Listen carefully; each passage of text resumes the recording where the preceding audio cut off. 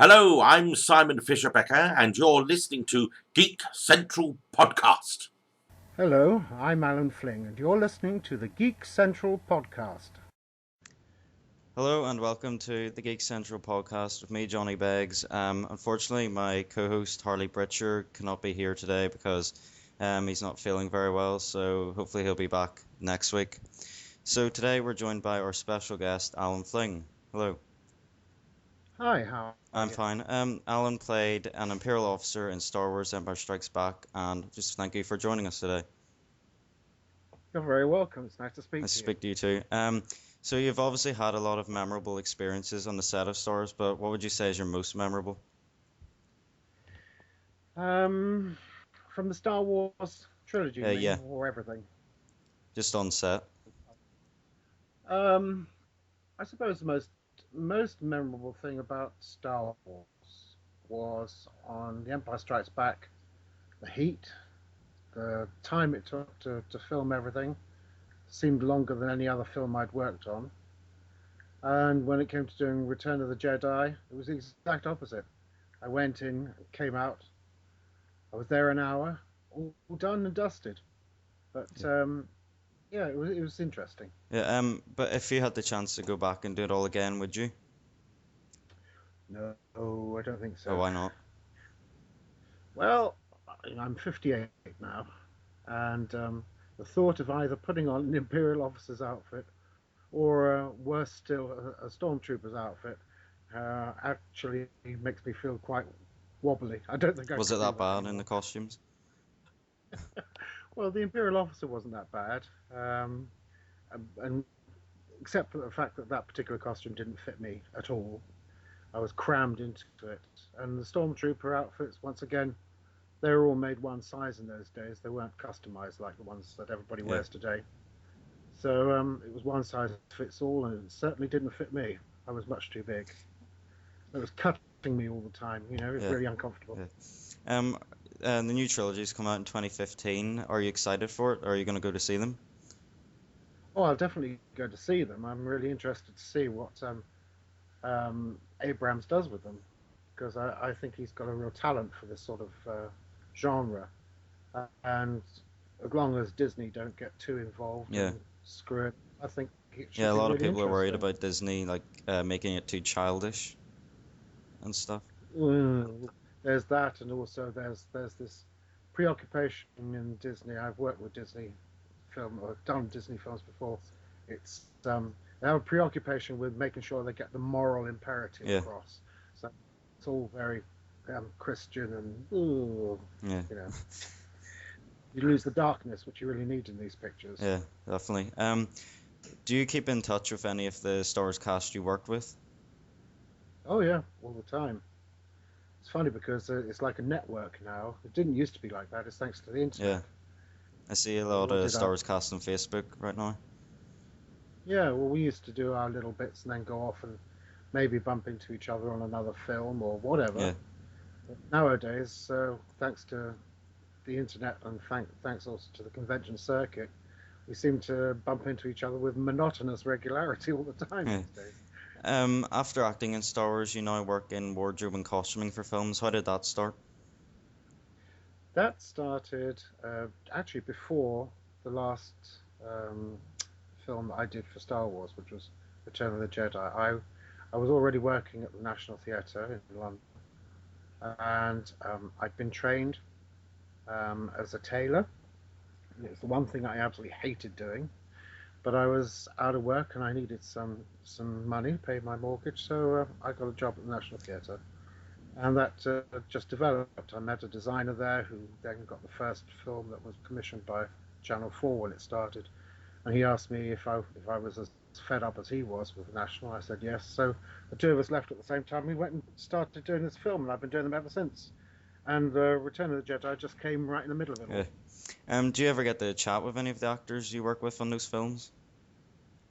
Yeah, most of the time, because there's a lot of hanging around waiting for setups, and although they had dressing rooms, most of the time everybody stayed on the set. It was just too much of a faff going back to the dressing rooms, especially getting the costumes off. So we all used to hang around and just be uncomfortable together. So yeah, we chatted. We were there for hours and hours, just hanging around a lot of the time.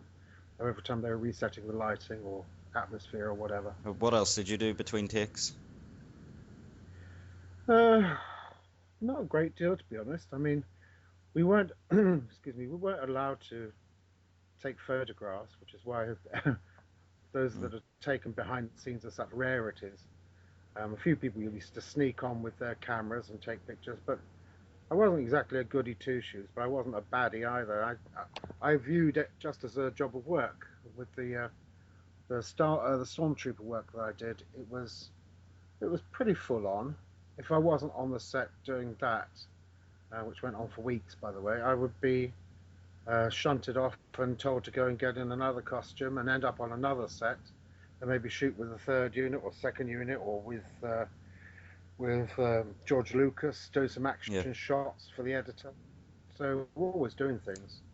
Never knew quite what we were going to be doing from day to day. I've seen you've attended a lot of fan conventions. What do you enjoy most about attending these? Oh, meeting the people. I love it. I absolutely love it. I love because I'm a geek in a way myself, not necessarily about Star Wars, though I've learned a great deal more since coming to Mm. conventions than I knew before. Um, but no, I'm a collector. I collect things, and I know what my enthusiasm is like when I go to conventions for that sort of thing. So I love meeting them because they're so knowledgeable. They tell me an awful lot more about my character and what I've been doing and the backstories than I'd ever know otherwise. Have you had any memorable convention experiences? Um, well, well, a few, I suppose. I mean, maybe the strangest one was when I went to Dallas to do one for official picks. It was a Dallas fan fun day, I think it was called something like that. And they flew me out on a red eye on a Friday Yeah. night. So last flight out and flew overnight. Got off the plane where I was met by a very perky little woman who was all very sort of Sue Ellenish, and bundled into a van and taken straight to my hotel and told to drop my luggage off because the convention centre was just opening and I needed to be sat down. So I'd flown all the way without sleeping, crammed into economy. I got there and got into my seat just in time for the doors to open, and I think about 30,000 people piled in. Yeah. So I sat there, more dead than alive, to be honest, and I didn't have a chance to look up at all and say hello to anybody at first. They provided somebody who sat next to me who was very, very sweet and very nice, whose basic job was to take the money or the tickets that people had bought, and she had all the photos in various boxes, and she literally just pulled them out, shoved a post-it on it with the name if I had to dedicate it to somebody, where to write it, what colour, and that was it. And it was literally just being shoved in front of me, one after another. I didn't even get a chance to look up and say hi to people. By the end of that day, I was absolutely, oh, I can't tell you, I could swear, but I shouldn't. Yeah, I was really flagging badly. And I thought, well, at least I can get back to the hotel. I don't have to mix with anybody. But you do enjoy Oh, attending them though, don't you? oh, I do. I mean, this one just went on and on and Yeah. on. I got back, I got out of the convention centre, and they said, well, now you've got to go to dinner. The Mayhews have invited you to dinner. So I thought, oh, okay, we'll go have dinner with the Mayhews. So there was a gang of us who were all out for dinner, which was very, very pleasant. Then it was, let's go to a club. And so we went to a club. By this time, my eyes were out on stalks. And then it turned out to be a gay club. And I ended up, well, we won't go into it, but it was a weird, weird evening. And I think I got back to the hotel about 3 in the morning. And they came to call for me at 7:30 that same morning to put me back in the chair. Did another whole day of it. And from there, they took me straight to the airport and put me on the red eye back to London. So I got back into London the Monday morning with about 4 hours sleep the entire Mm. weekend. And at one point, they took me off to this special room they had away from the convention floor, which is where all the stuff that had been sent in had been collected. And they took 2 or 3 actors in at a time to sign all these things. And so I found myself with Billy D. Williams sitting on one side of me and George Takei sitting on the other side. We literally we didn't even talk to one another. I said hello to Billy D and said hi. We haven't seen each other for 32 years. And then they just started throwing the stuff in front of us. And we both shut up and started signing. We were there for hours, just signing and signing and signing away. It was mad. How many conventions do you say you attend a year? It varies. I try to do small ones. I don't particularly like doing those big ones. So I try to do small ones, little charity signings and things like that. So maybe 12, 15 a year. Do 1 or 2 big ones during the year if I have to. Yeah, it works out around about 12 or 15. Would you ever come to Northern Ireland to do a convention? Because we've got a Star Wars one that comes here every October. Yeah, I've tried very hard to come to that one. I've even been asked, and then I've been uninvited, so it never happened in the end. But I'd love to come. I hope they invite you sometime in the future. Well, I hope so too.